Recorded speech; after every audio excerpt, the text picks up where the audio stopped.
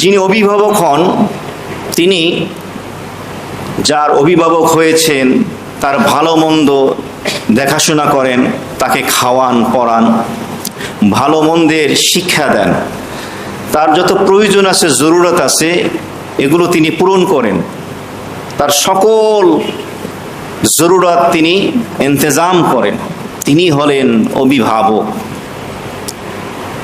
যেমন কোনো বাচ্চা জন্মগ্রহণ করার পরে তার অভিভাবক হয় ওই বাচ্চার পিতা, পিতা মৃত্যুবরণ করলে বা তার অনুপস্থিতিতে ওই বাচ্চার অভিভাবক হয় দাদা অথবা চাচা। ঠিক এমনিভাবে বান্দা যখন নেককার হয়ে যায়, নেক আমলের সাথে জীবনটা কাটায়, গুনাহ থেকে বেঁচে থাকে, গুনাহ মুক্ত ইবাদত যুক্ত জিন্দিগি যাপন যখন করে, তখন আল্লাহ রাব্বুল আলামিন ওই নেককার বান্দার মুরব্বি ওলি অভিভাবক হয়ে যান। সুবহানাল্লাহ। এই বিষয়টিকে আমরা একটি উদাহরণের মাধ্যমে বুঝতে পারি। ছোট্ট একটি বাচ্চা, সে বলছে আমি হজে যাব। তো যার কাছে বলেছে সে বলল তুমি কি পাসপোর্ট করেছো? সে বলল না। পাসপোর্টে ভিসা লাগিয়েছো? না। মক্কায় হোটেল বুকিং দিয়েছো? না। টাকা পয়সার ব্যবস্থা করেছো? না। তাহলে তুমি কিভাবে হজে যাবে? অনেকগুলো প্রশ্নের উত্তরে ছোট্ট বাচ্চাটি বলল না। যখন তাকে জিজ্ঞেস করা হলো তুমি হজ করতে জানো না, হজ করতে পাসপোর্ট লাগে, ভিসা লাগে, টাকা পয়সা লাগে, হোটেল বুকিং দিতে হয়, তুমি তো কিছুই করোনি, তুমি কিভাবে হজে যাবে? তখন এই ছোট্ট বাচ্চাটি বলল আমি আমার আব্বুর সাথে হজে যাব। এই একটি কথা বলার মাধ্যমে, যে আমি আমার আব্বুর সাথে হজে যাব, এই কথা বলার মাধ্যমে সে সবগুলো প্রশ্নের অ্যান্সার উত্তর দিয়ে দিয়েছে।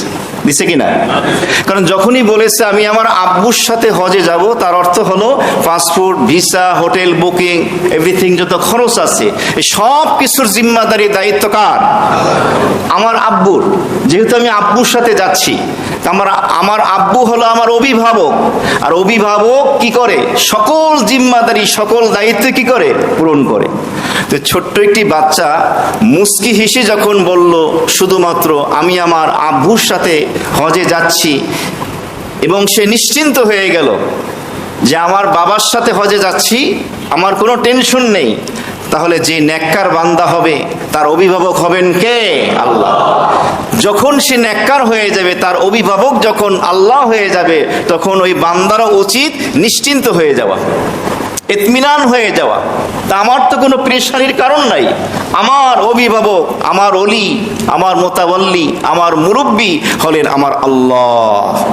এই জন্যই হাদিস শরীফের মধ্যে এসেছে, রাসূল করিম সাল্লাল্লাহু আলাইহি ওয়াসাল্লাম ইরশাদ ফরমান মান জাআলাল হুমুমা হাম্মা ওয়াহিদা হাম্মাল আখিরা কাফাহুল্লাহু হাম্মাদ দুনিয়া।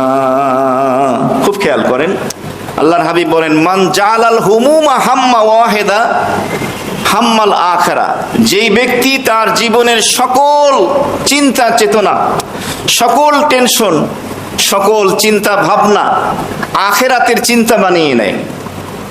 তার মানে আপনার জীবনের হায়াতের এই জিন্দেগিতে যত ধরনের চিন্তা আছে, ভাবনা আছে, আপনি আখিরাতের চিন্তা ভাবনা বানিয়ে নিয়েছেন যে আমার টার্গেট হলো কি? আখিরাত, দুনিয়া না। দুনিয়ায় উত্থান পতন, জয় পরাজয়, লাভ ক্ষতি, সফলতা ব্যর্থতা থাকবে, কিন্তু আমার টার্গেট থাকবে আখিরাত। দুনিয়াতে আমি বাদশাহী জীবনযাপন করি, ফকিরি জীবনযাপন করি, যেভাবেই চলুক চলে যাচ্ছে, কিন্তু আমার টার্গেট কি? আখিরাত।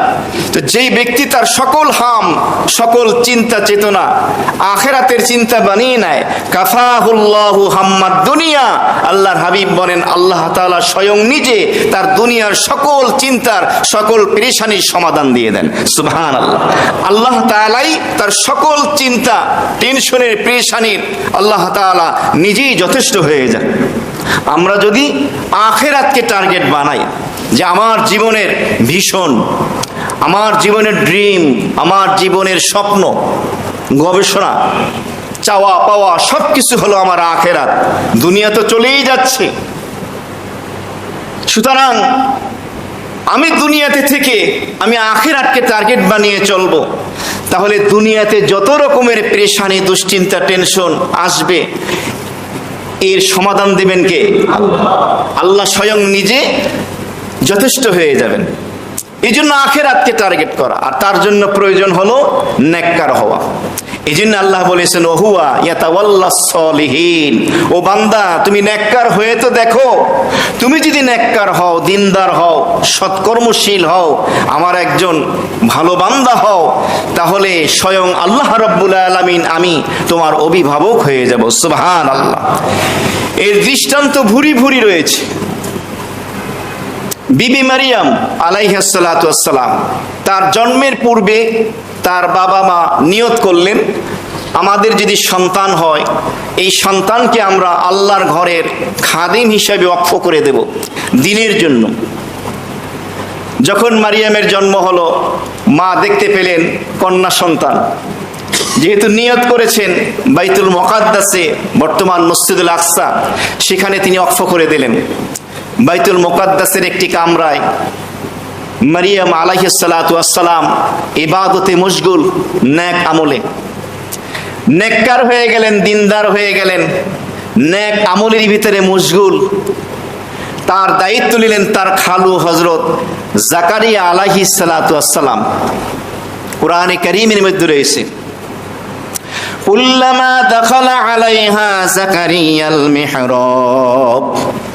জাকারিয়া আলাইহিস সালাতু ওয়াস সালাম যখন মারিয়ামের কাছে গমন করলেন, মেহরাবের কাছে, ওয়াজাদা ইনদাহা রিজকা, জাকারিয়া আলাইহিস সালাম দেখতে পেলেন মারিয়াম আলাইহিস সালাতু ওয়াস সালামের কাছে বেমৌসুমের ফল, এমন ফলমূল, এমন খাবার যেই ফল এই মৌসুমের না, অন্য মৌসুমের ফল জান্নাত থেকে পাঠিয়ে দিয়েছেন কে? তো তিনি জিজ্ঞেস করলেন, মারিয়াম, এই ফল তো এই মৌসুমের না, এত ভালো ভালো সুন্দর ফল তুমি কোথায় পেলে? মারিয়াম আলাইহিস সালাতু ওয়াস সালাম বলেন, আমার আল্লাহ তাআলা দিয়েছেন। সুবহানাল্লাহ। কোরআন গাওয়া দলিল, কেউ যদি নেককার হয়, দিনদার হয়, মারিয়াম আলাইহিস সালাতু ওয়াস সালামের মতো রিজিকের ব্যবস্থা করেন কে? আল্লাহ। কারণ আল্লাহ নিজেই ওলি হয়ে গেছেন, অভিভাবক হয়ে গেছেন, যেমন মারিয়ামকে দিয়েছেন। ইব্রাহিম আলাইহিস সালাতু ওয়াস সালাম, সংক্ষেপে বলছি, তার স্ত্রী বিবি হাজারা এবং তার একমাত্র সন্তান ইসমাইল আলাইহিস সালাতু ওয়াস সালাম, দুইজনকে আল্লাহর হুকুম পালনার্থে জনমানবহীন লোকালয় শূন্য বর্তমান কাবা বাইতুল্লাহর কাছে রেখে গেলেন। রেখে যখন চলে যাচ্ছেন, স্ত্রী পিছন থেকে জিজ্ঞেস করলেন, আপনি আমাদেরকে রেখে যাচ্ছেন, এখানে কোনো মানুষজন নেই, খাবারের ব্যবস্থা কিছুই নেই। কোনো উত্তর নেই, দ্বিতীয়বার উত্তর নই। পয়গম্বরের স্ত্রী, সেও তো তেমন হবে দিনদার, জিজ্ঞেস করলেন তৃতীয়বার, এটি কি আপনার রবের হুকুম? ইব্রাহিম আলাইহিস সালাম মাথা হেলে বললেন, হ্যাঁ, আমার রবের হুকুম। কি চমৎকার উত্তর দিয়েছেন হাজেরা, যে আল্লাহ হুকুম দিয়েছেন সেই আল্লাহ আমাদেরকে ধ্বংস করে দিবেন না, সে আল্লাহ আমাদের বাঁচার ব্যবস্থা রাখবেন। একটিবার চিন্তা করেন, বর্তমানে তো আমরা যে সমাজে পরিবেশে বসবাস করি, এখানে মানুষ বসবাস করে, এরপরও আপনার ফ্ল্যাটে আপনার স্ত্রী আছে বা আপনার বাচ্চা আছে স্ত্রীর সাথে, আপনি যদি কোথাও সফরে যান, 1 সপ্তাহ 2 সপ্তাহ 1 মাস 2 মাস, তখন আমাদের টেনশন হয় কি হয় না?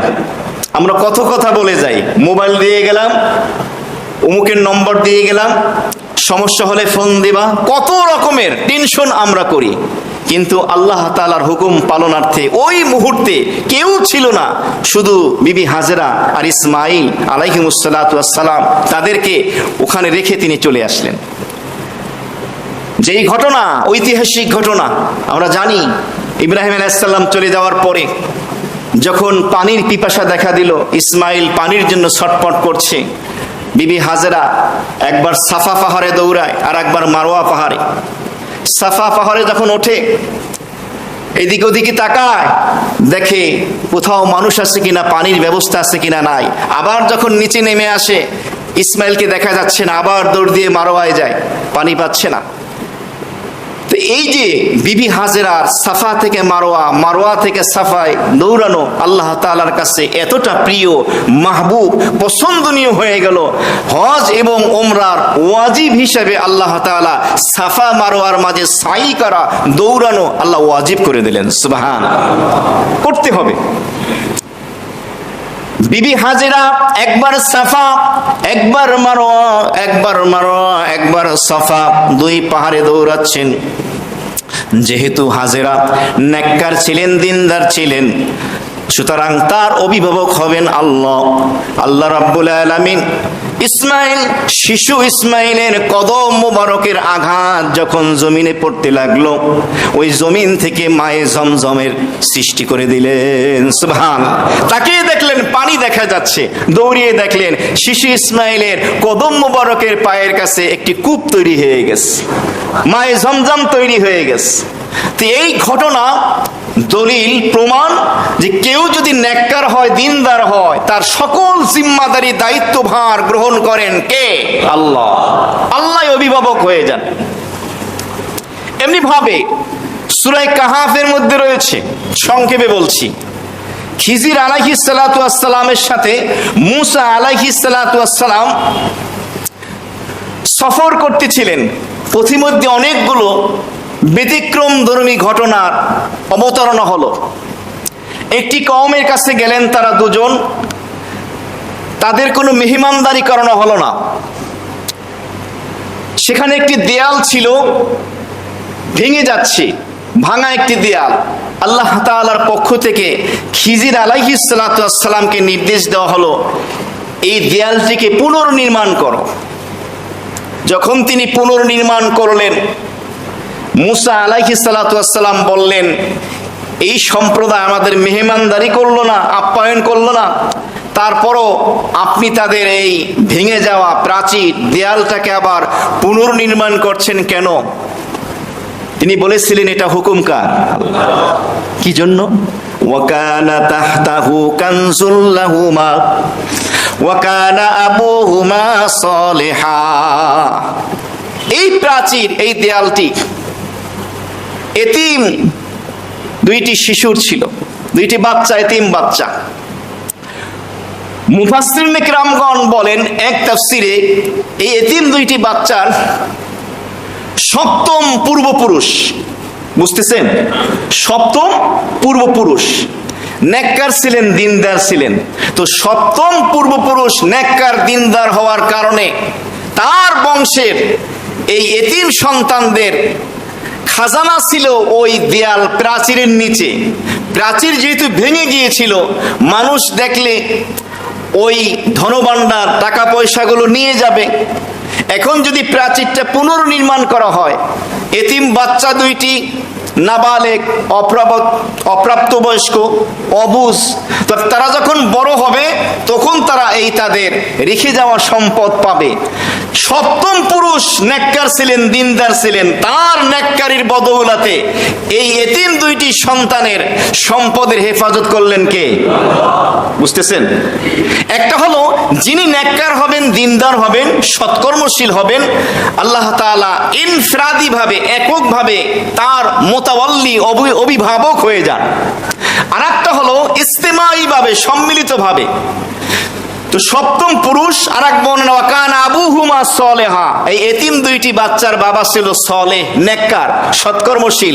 বাবা যেহেতু নেককার, দিনদার ছিল, এই জন্য তার সন্তানের মালের হেফাজত করলেন আল্লাহ। আল্লাহ অভিভাবক হয়ে গেলেন বাবার ভালো কর্মের কারণে। এই জন্য অনেক সময় আমরা দেখতে পাই অনেক মন্দ বংশের লোক, ভালো না, সেই বংশের থেকে অনেক নেককার মানুষ, নেককার ছেলে, নেককার মেয়ে বের হয়ে আছে কি না? তো অনেকে অবাক হয়ে যায় যে এই ফ্যামিলি থেকে এরকম সন্তান বের হলো কিভাবে। বুঝতে হবে এর কোনো পূর্বপুরুষ কি ছিল? নেককার ছিল, ভালো কোনো কাজ করেছিল, যার প্রতিদান আল্লাহ তার বংশধরের ভিতরে দিয়েছেন। আবার অনেক সময় দেখা যায় অনেক ভালো পরিবার, ভালো ফ্যামিলি, সেখান থেকে এমন সন্তান বের হয় মানুষ দেখে অবাক হয়ে যায়, মুখে চুনকালি, যে এরকম পরিবার থেকে এমন সন্তান বের হলো। বুঝতে হবে তার কোনো পূর্বপুরুষ বদকার ছিল, অপকর্ম করার কারণে ওই বংশের ভিতরে তার মন্দ প্রভাব পড়েছে। কি বুঝতে পারলেন? বান্দা যখন নেককার দিনদার হয়ে যায়, গুনাহ থেকে বেঁচে থাকে, তখন তার অভিভাবক হয়ে যান আল্লাহ। এককভাবে হলে, ইনফরাদি এককভাবে হন, ইস্তেমাই সম্মিলিতভাবে কোন সম্প্রদায়ের হলে গোটা সম্প্রদায়ের অভিভাবক হন কে? আল্লাহ। দলিল হলো কোরআন। লাকাদ কানা লিসাবাইন ফি মাসকানি আয়া। আল্লাহ রাব্বুল আলামিন কোরআনে মাজিদের ভিতরে কওমে সাবা নামক একটি সম্প্রদায়ের আলোচনা করলেন। সেখানে তিনি বললেন, এই কওমে সাবা সম্প্রদায়ের মধ্যে বসবাস যেখানে তারা করে, ওই শহরের ভিতরে নিদর্শন রয়েছে।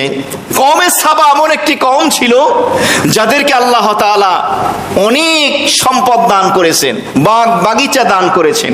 কোরআনের ভিতরে এসছে আয়াতে কারিমার পরবর্তী অংশে, তারা যেই রাস্তা দিয়ে হাঁটতো, ডানে বাগান বামে বাগান, বাগানের ভিতরে ফলে পরিপূর্ণ টইটুম্বুর। আল্লাহ তাআলা বললেন, তোমরা এখান থেকে খেতে থাকো এবং তোমরা আল্লাহ তাআলার নেয়ামতের শুকরিয়া আদায় করো। তোমাদের এই বসবাসের স্থান, এই শহর হলো পবিত্র শহর। তো এই সম্প্রদায় সকলে নেককার হওয়ার কারণে, দিনদার হওয়ার কারণে আল্লাহ সম্মিলিতভাবে গোটা সম্প্রদায়কে আল্লাহ তাআলা দুনিয়াতেই আল্লাহ তাআলা নেয়ামত দান করেছেন। আল্লাহ স্বয়ং নিজেই অভিভাবক হয়ে গেছেন। আপনি পরিবারের একজন সদস্য, আপনার পরিবারে হয়তো আপনার স্ত্রী আছে, ছেলে আছে, মেয়ে আছে, বাবা মা ভাই বোন আছে। আপনি এককভাবে যদি দিনদার হন, আপনার অভিভাবক আল্লাহ। পরিবারের সবাই যদি দিনদার হন, সবার অভিভাবক কে? আল্লাহ। এবং সকলের যত জরুরত আছে, প্রয়োজন আছে, গায়েব থেকে ইন্তজাম করবেন আল্লাহ। কি দরকার, কি প্রয়োজন, সবকিছু করবেন। তো এইভাবে তাদের সমস্ত ইন্তজাম করেছেন। এই জন্য আল্লাহ তাআলা চান যে বান্দা নেককার হয়ে যাক।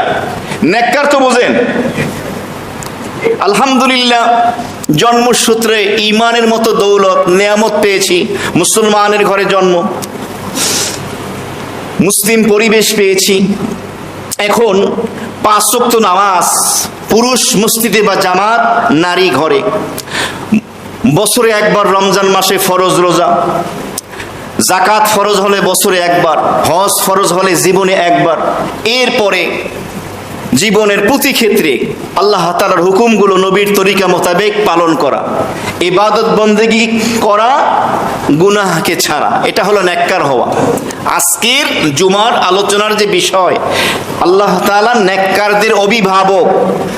আল্লাহ তাআলা চান আমার প্রত্যেকটা বান্দা নেককার হয়ে যাক, সৎকর্মশীল হোক, দিনদার হোক বান্দা। তাহলে তোমার অভিভাবকত্ব গ্রহণ করবেন আল্লাহ। আল্লাহ বলেন, আমি তোমার ওলি, আমি তোমার মুরব্বী, আমি তোমার অভিভাবক হয়ে যাব। আল্লাহ এটা চান।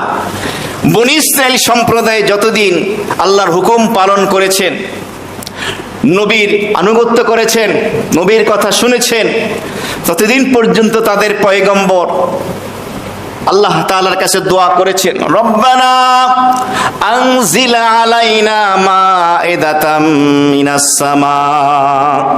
বনী ইসরাইলের পয়গম্বর আল্লাহর কাছে দোয়া করেছেন, আল্লাহ ও আমাদের প্রতিপালক, আসমান থেকে আমাদের জন্য খাদ্যের দস্তরখানা পাঠায়া দেন, খাবারের ব্যবস্থা করেন। একদিন নয়, 2 দিন নয়, মাস নয়, একটানা 40 বছর বনী ইসরাইল সম্প্রদায় কোনো কাজ করে নাই। কাজ করা ছাড়া সকাল এবং সন্ধ্যায় রিজিকের ব্যবস্থা করছেন কে? আল্লাহ। আল্লাহ করেছেন।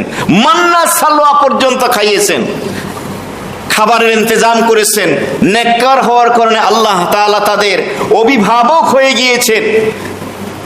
তো বনী ইসরাইল সম্প্রদায় যদি 40 বছর একটা না নেককার হওয়ার কারণে সকাল সন্ধ্যা কাজ কর্ম করা ছাড়াই আল্লাহর পক্ষ থেকে রিজিক পায়, সর্বশ্রেষ্ঠ পয়গম্বরের সর্বশ্রেষ্ঠ উম্মতে মুহাম্মাদি যদি পরিশ্রম করে ওই আল্লাহকে রিজিক দিতে পারে না?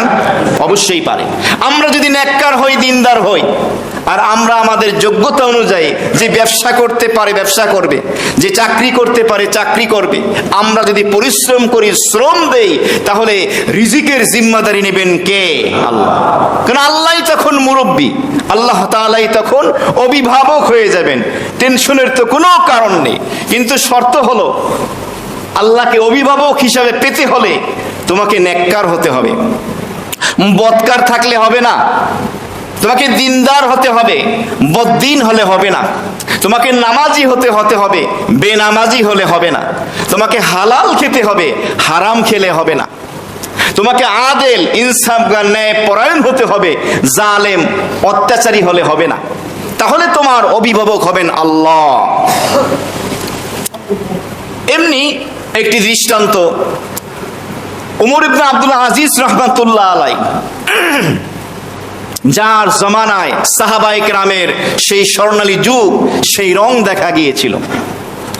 তার 11 সন্তান ছিল, পুত্র কন্যা সন্তানও ছিল।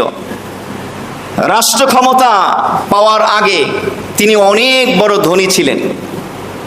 বলা হয় যে এক বর্ণনায় 70টি উট, অসংখ্য উট তার সিন্ধুকের চাবি বহন করত। সুবহানাল্লাহ বলবেন না? একটা উটের উপরে কি পরিমাণ চাবি বহন করা যায়, কথা বলেন।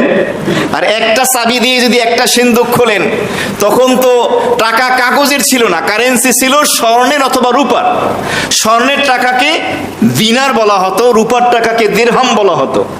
কি পরিমাণ সম্পদের মালিক ছিলেন। তার স্ত্রীও রাজকন্যা ছিলেন, স্ত্রীয় সম্পদের মালিক। যখন তিনি রাষ্ট্র ক্ষমতা গ্রহণ করেন, সমস্ত সম্পদ বাইতুল মালে, রাষ্ট্রীয় কোষাগারে দিয়ে দেন। সুবহানাল্লাহ। আর বর্তমানে শাসক কি করে? অতীত খুঁজে দেখবেন, ফকিরা ছিল, কিচ্ছু ছিল না। যখন রাষ্ট্র ক্ষমতা পায়, তখন তার সম্পদ বাড়ে না কমে? একজন লোকে যদি 450-500 বিঘা জমিনের মালিক হয়ে যায়, তাহলে কি অবস্থা হবে? এই হলো ওই শাসক আর এই শাসকের পার্থক্য। যার কারণে উমর ইবনে আব্দুল আজিজ রাহমাতুল্লাহ আলাইহির জামানায় যাকাত নেওয়ার মতো লোক খুঁজে পাওয়া যেত না। তার মানে সমস্ত মানুষ কি ছিল? স্বাবলম্বী ছিল। যাকাত খাওয়ার লোক নাই, যাকাত দেওয়ার লোক আছে। কেমন রাষ্ট্র পরিচালনা করেছেন, কিন্তু তার জীবন কেমন ছিল দেখেন। ছোট্ট করে বলি, একদিন তিনি তার কন্যাকে ডাক দিয়েছেন নাম ধরে। কন্যা আর আসে না। কিছুক্ষণ পরে একটু জোরে ডাক দিলেন, কেন আসতেছে না? ওনার স্ত্রী এসে বললেন, আমাকে বলেন আপনার কি প্রয়োজন। বলল, আমি তো ওকে ডাকছি, কেন আসছে না? তখন তার স্ত্রী কি বলে শোনেন। স্ত্রী বলতেছে যে আপনার মেয়ে যে কাপড়টা, ড্রেসটা পরেছিল, পোশাকটা ফেটে গেছে, ছিঁড়ে গেছে। আপনি যেহেতু ডাক দিয়েছেন, ও কামরা বন্ধ করে পোশাক খুলে সেলাই করতেছে সুই সুতো দিয়ে। তার তো আর কোনো লেবাস নেই, এই পোশাকটা পরবে, তারপর না আপনার সামনে আসবে। আমাদের পোশাক কয়টা? ওয়ার্ড্রোব, আলমারি। হ্যাঁ, আলেম ওলামা বলেন আর সাধারণ মানুষ বলেন, পোশাকের অভাব আছে? যত উপরে যাবেন তত। একজন প্রেজেন্ট শাসক, ক্ষমতায় তিনি আছেন, তার কন্যার এই অবস্থা। আর একদিন ওনার মেয়ে ওনার কাছে আসলেন, কিন্তু মুখে রুমাল দেওয়া, ওড়না টানা। তো তিনি জিজ্ঞেস করলেন ওমর বিন আব্দুল আজিজ রাহমাতুল্লাহ আলাইহি যে ও এমন করছে কেন? তখন খাদেমা, সেবিকা এসে বলল যে হযরত, আপনার মেয়ে আজকে রুটি দিয়ে যে তরকারি দিয়ে যে রুটি খাবে, তরকারি নাই, কাঁচা পেঁয়াজ দিয়ে রুটি খেয়েছে, মুখ থেকে বদবু গন্ধ আসছে, এই জন্য সে ওড়না দিয়ে মুখ ঢাকছে। ওনার মৃত্যুর সময় এক লোক এসে ওনাকে বলল, ওমর বিন আব্দুল আজিজ, তুমি জীবনে কি করলা? তোমার আগের যত শাসক গিয়েছে, সবাই তাদের সন্তানদের জন্য অঢেল সম্পদ রেখে গিয়েছে, টাকা পয়সা, বাড়ি, জায়গা, জমিন, অনেক কিছু রেখে গিয়েছে। তোমার 11টা তো ছেলে সন্তান আছে, এদের জন্য তুমি কি রেখে গেলা? আজকে আমরা টেনশন করি, আমি চলে যাওয়ার পরে আমার ছেলের কি হবে। কারণ আমার মুরব্বী তো আল্লাহ না। আমার মুরব্বী যদি আল্লাহ হতো, এই টেনশন মোমেনের মাথায় আসতো না। হ্যাঁ, যদি হালাল ভাবে রেখে যান অসুবিধা নেই, নিষেধ না, টেনশন কেন করব? তো তাকে বললেন, ওমর বিন আব্দুল আজিজ, তুমি কি করলা? এতদিন শাসন করলা দেশ, সন্তানদের জন্য কি রেখে গেলা? তোমার পূর্বের শাসকরা তো অনেক কিছু রেখে গেছে। ওমর বিন আব্দুল আজিজ রহমাতুল্লাহ আলাই মৃত্যুর পূর্ব মুহূর্তে বিছানায় শোয়া, উঠে বসলেন। কি বলছে শোনেন। তিনি বললেন, শোনো, আমি আমার সন্তানদেরকে তরবিয়ত দিয়েছি, আদব কায়দা শিক্ষা দিয়েছি, দিনদার নেককার বানিয়েছি। আর দিনদার নেককার বানিয়ে আল্লাহ তাআলার জিম্মায় দায়িত্বে দিয়ে দিয়েছি। কারণ আমার সন্তানদের অভিভাবক হলেন কে? আল্লাহ। তিনি দেখবেন, আমার টেনশন নেই। তাদের যত জরুরত আছে, প্রয়োজন আছে, অভাব অনটন পূরণ করবেন আমার আল্লাহ। আমার অভিভাবক আল্লাহ, আমার সন্তানদের অভিভাবক আল্লাহ। আর যদি আমার সন্তানরা বদকার হয়, নেককার দিনদার না হয়, তাহলে আমি তাদেরকে এই ব্যাপারে সাহায্য করতে চাই না। নেককার হলে, নেককার থাকলে তাদের অভিভাবক আল্লাহ হয়ে যাবেন, আল্লাহই সবকিছু পূরণ করবেন। ওমর বিন আব্দুল আজিজ রহমাতুল্লাহ আলাই দুনিয়া থেকে চলে গেলেন। পরবর্তী শাসক যখন ক্ষমতায় আসলেন, সেই শাসক একজন যোগ্য লোক খুঁজতেছেন, আমানতদার, বিশ্বস্ত লোক। আজকে আমরা শুধু যোগ্যতাকে প্রাধান্য দিই বেশি। সর্বপ্রথম প্রাধান্য দিতে হয় মানুষটা ভালো কিনা। যোগ্যতার প্রয়োজন আছে, কিন্তু তার থেকে বেশি দরকার মানুষটা ভালো কিনা। চাই সেটা রাষ্ট্রের ছোট্ট পোস্ট হোক, সাধারণ একটা পদ হোক, তারপরও তা না হলে তিতাস, গ্যাস, পানি, বিদ্যুৎ থেকে শুরু করে যে সমস্ত মন্ত্রণালয়ের লোক রয়েছে, একজন ড্রাইভার, একজন দারোয়ান কোটি কোটি টাকার মালিক হয়ে যাবে। হচ্ছে কিনা? ভালো মানুষ হতে হবে আগে। লোকটা ভালো কিনা, মানুষটা ভালো কিনা। তখনকার শাসক কাউকে পাচ্ছেন না এমন যোগ্যতা সম্পন্ন, আবার মানুষও ভালো। সবাই বলতে লাগলো, ওমর বিন আব্দুল আজিজ রহমতুল্লাহ আলাইহির বড় ছেলেটা মানুষও ভালো, নেককার, দিনদার এবং যোগ্যতা সম্পন্ন। তখন ওই শাসক ওমর বিন আব্দুল আজিজ রহমতুল্লাহ আলাইহির বড় সন্তানকে একটা এলাকার গভর্নর বানিয়ে দিলেন। বিষয়টা এভাবে বুঝতে পারেন, যেমন ঢাকা শহরের মেয়র, বরিশালের মেয়র, এক এক শহরে মেয়র বানায় না, বানালেন। কিছুদিন পর আরেক এলাকায়, আরেক শহরে এমন গভর্নরের দরকার, পাচ্ছেন না। এবারও খুঁজি খুঁজি দ্বিতীয় সন্তান। কার? ওমর বিন আব্দুল আজিজ রহমতুল্লাহ আলাইহি। তৃতীয় সন্তান করতে করতে 11 সন্তান 11টা শহরের গভর্নর হয়ে গেলেন। সুবহানাল্লাহ। ইতিহাসে চমৎকার এক দৃষ্টান্ত। একই পিতার 11 সন্তান, নেককার, দিনদার, যোগ্যতা সম্পন্ন, 11টা শহরের গভর্নরের দায়িত্ব পালন করছেন। বাবা নেককার বানিয়ে গেছেন, তাদের মুরব্বী হয়েছেন কে? আল্লাহ। তো নেককার যখন হয়, দিনদার যখন হয়, তখন তাদের মুরব্বী হয়ে যায় আল্লাহ। আজকে সন্তানের মুরব্বী, অভিভাবক যখন পিতা হয়, আমরা টেনশন করি না, ওর বাপ আছে তো, এত টেনশনের কি আছে, বলি কি না? বলি। কোনো মহিলার স্বামী যখন থাকে, স্বামী থাকলে আমরা বলি টেনশনের কি আছে, ওর তো স্বামী আছে। তো একজন সন্তানের অভিভাবক যদি বাবা হয়, স্ত্রীর অভিভাবক যদি স্বামী হয়, এতটা যদি টেনশন মুক্ত থাকি, নিশ্চিন্ত থাকি, নেককার লোকের অভিভাবক কে? আমার রব, আমার আল্লাহ যদি আমার অভিভাবক হয়, আমারও তো নিশ্চিন্ত থাকা দরকার, টেনশন মুক্ত থাকা দরকার। কিন্তু এরপরও আমাদের টেনশন, পেরেশানি আছে কি নাই? পেরেশানি আর টেনশন। মনে রাখবেন, নেককার লোক, দিনদার লোক বেওয়ারিশ হয় না, লাওয়ারিশ হয় না, অভিভাবকহীন হয় না। তাদের অভিভাবক হলেন আল্লাহ। তার ধন সম্পদ, টাকা পয়সা না থাকতে পারে, আপনার মতো বাড়ি গাড়ি, টাকা পয়সা, ব্যাংক ব্যালেন্স পাওয়ার ক্ষমতা না থাকতে পারে, কিন্তু সে মাথা নত করে একমাত্র কার সামনে? আল্লাহর সামনে। সেও বাদশাহী জীবন যাপন করে, কারণ সে তোমার কাছে হাত পাতে না যে তুমি আমাকে টাকা দাও, সে চায় কার কাছে? আল্লাহর কাছে। একজন মোমেন, সেও বাদশাহী জীবন যাপন করবে, সেও কাউকে পরোয়া করে না। তুমি হতে পারো কোটি টাকার মালিক, কিছু আসে যায় না। আমার রিজিকের ব্যবস্থা, হালাল খাবারের ব্যবস্থা করেন আমার মুতাওয়াল্লি, আমার মুরব্বী, আমার অভিভাবক। তিনি কে? আল্লাহ। আল্লাহ তাআলা করেন। কিতাবের ভিতরে এসছে, এক বুড়িমা, ছোট্ট একটি ঝুপড়ি ঘর। ঝুপড়ি ঘরটি ছিল এক বাদশার সীমানার ভিতরে। ওই বুড়ির আত্মীয় দাওয়াত দিল, ওই অনুষ্ঠানে বুড়িমা অংশগ্রহণ করলো। কয়েক মাস লেগে গেল। 2 মাস পরে যখন আসলো, এসে দেখলো তার সেই ঝুপড়ি ঘর আর নাই। বুড়িমা আশেপাশে যারা ছিল জিজ্ঞেস করলো, আমার ঘর কই? তখন উপস্থিত ব্যক্তিবর্গ বলল, বাদশার রাজপ্রাসাদের সীমানা আরো বেশি বিস্তৃত করতে চাচ্ছিল, এসে দেখলো তোমার ঝুপড়ি ঘর, ঘরের ভিতরে সৈনিকরা ঢুকেছে, ঢোকার পরে দেখলো তোমার ঘরে কিছুই নাই, এই জন্য তোমার ঘরটাকে জমিনের সাথে মিশিয়ে ওই অংশ বিস্তৃত করে ফেলেছে। তো বুড়ি যখন শুনলো তুমি যখন এখানে ছিলে না, তখন ওই বুড়ি আসমানের দিকে তাকিয়ে বলেন, আল্লাহ আমি তো ছিলাম না, তুমি তো ছিলা। বুড়ি ছিল নেককার, দিনদার, শুধু বলছে আসমানের দিকে তাকিয়ে, আল্লাহ আমি তো তখন ছিলাম না, তুমি তো ছিলে। কথা বলার সাথে সাথে ওই অংশ জমিনের ভিতরে, ভূগর্ভের ভিতরে এভাবে বিলীন হয়ে গেল। কারণ নেককারের অভিভাবক কে? আল্লাহ। এই জন্য যখন বান্দা নেককার হয়ে যায়, দিনদার হয়ে যায়, পরহেজগার হয়ে যায়, গুনাহ থেকে বাঁচে, তখন তার অভিভাবক হয়ে যান কে? আল্লাহ। রাবেয়া বসরি ঘরের ভিতরে ইবাদতে মশগুল, রাতের বেলা এক চোর ঘরের ভিতরে প্রবেশ করলো। তো ঘরের ভিতরে কিছুই খুঁজে পায় না, কারণ তিনি ছিলেন দুনিয়া বিমুখ, আখেরাতমুখী জীবন যাপন করতেন। তো ওই চোর একটা চাদর খুঁজে পেল। চাদর পাওয়ার পরে ওই চোরটা চিন্তা করলো, কিছুই যখন পাইনি, চাদরটা নিয়ে যাই। চাদর নিয়ে যখন রওনা দিল, এখন আর দরজা খুঁজে পায় না। চাদর যখন ফেলে দেয়, আবার দরজা খুঁজে পায়। আবার চাদর যখন ধরে, তখন কি নাই?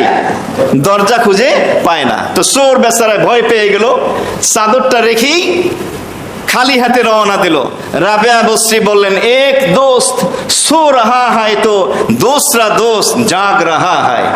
এক বন্ধু ঘুমিয়ে থাকলো, আর এক বন্ধু কি আছেন? জেগে আছেন। তার মানে কি? যিনি নেককার হন, দিনদার হন, তার অভিভাবক হয়ে যান আল্লাহ। কিসে ভালো হবে, কিসে মন্দ হবে, লাভ হবে, ক্ষতি হবেন, এটা সব থেকে ভালো বোঝেন কে? আল্লাহ রাব্বুল আলামিন। এই জন্যই তিনি বলেছেন, ওহুয়া ইয়াতাওয়াল্লাস সলিহিন, যে মহান আল্লাহ রাব্বুল আলামিন নেককার বান্দাদের অভিভাবক হয়ে যান, তাদের জিম্মাদারি, তাদের দায়িত্ব তিনি পালন করেন। তো এই নেককার বান্দাদের অভিভাবক যে তিনি হন, তার বাস্তব একটি অভিজ্ঞতার কথা বলছি। বর্তমান বিশ্বের বড় আলেমে দিন, বুজুর্গানে দিনের ভিতরে একজন, যিনি অন্যতম জীবিতদের ভিতরে, যাকে রাখতে হবে শুরুতেই 10 জনের ভিতরে, তিনি হলেন আল্লামা জুলফিকার নকশবন্দি হাফিজাহুল্লাহ তাআলা। এই ঘটনা বলেই আজকের আলোচনার ইতি টানলো। বাকি আজকের যে জুমার আলোচনার বিষয়, যে আল্লাহ তাআলা নেককারদের অভিভাবক, এটাকে আমি 2টা পর্ব করেছি। আজকে আমরা 2য় পর্ব শুনলাম। আগামী সপ্তাহে জুমা ইনশাআল্লাহ আমরা 2য় পর্ব, শেষ পর্ব শুনব। জুলফিকার নকশবন্দি তিনি বলেন যে আমি একদিন মসজিদে নববীতে বসে আছি। তো মসজিদে নববীতে কোরআনে কারীম পড়ানো একজন কারি সাহেব তিনি আসতেছেন, মুখটা মলিন, সংক্ষেপে বলছি। কাছে যখন আসলেন, সালাম দিলেন। সালাম কালামের পরে হযরত জিজ্ঞেস করলেন কারি সাহেবকে, যে কারি সাহেব আপনার মুখ বেজার, খুব মলিন দেখাচ্ছে, টেনশন পেরেশানি। হযরত টেনশন তো আছে কি? তখন খুলে বললেন, আমার তো অনেকগুলো সন্তান আল্লাহ দিয়েছে। তো তারা যখন ছোট ছিল, আমার ঘরের যে কয়েকটি কামরা ছিল, সকলেই আমরা সেই রুমে থাকতে পারতাম। এখন তো সন্তান বড় হয়ে গেছে, বিয়ে শাদী দিতে হবে, আমারও তো সামর্থ্য নেই এই মুহূর্তে, এই জন্য টেনশন করছি। এছাড়া আরেকটি টেনশনের কারণ হলো, কিছুদিন আগে আমার এক আত্মীয় আমার কাছে এসে বলল, কারি সাহেবকে বলতেছে, তুমি কাজটা কি করলা? তোমার 9টা পুত্র সন্তান, সবগুলা কি তুমি মৌলবী বানাইছো, মানে হাফেজ, মাওলানা, মুফতি বানিয়েছো, 2-1জন ডাক্তার বানাইতা, ইঞ্জিনিয়ার বানাইতা, সবগুলাকেই তুমি এই লাইনে নিয়ে আসছো। আজকে ডাক্তার, ইঞ্জিনিয়ার হলে তোমার কাঁধে কাঁধ মিলিয়ে তোমার সাথে চলতো, এই বিপদের মুহূর্তে তোমার জন্য আশ্রয় হতো, একটা সান্ত্বনার কারণ হতো। কাজটা তুমি কি করলা? এই কারণে আমার টেনশন আরো বেড়ে গেছে। হযরত বললেন, ওহুয়া ইয়াতাওয়াল্লাস সলিহিন, যারা নেককার হয়, দিনদার হয়, তাদের অভিভাবক হয়ে যান আল্লাহ। তাদের সকল জরুরত, অভাব অনটন পূরণ করেন কে? আল্লাহ। টেনশন করবেন না, দোয়া করতে থাকেন, আল্লাহই ব্যবস্থা করবেন। 2 দিন পরে যাওয়ার আগে এসে আবার বলল, হযরত আমার বড় সন্তানের জন্য কন্যা দেখতে যাচ্ছি, আগামীকালকে দোয়া করবেন। ঠিক আছে, চলে গেলেন।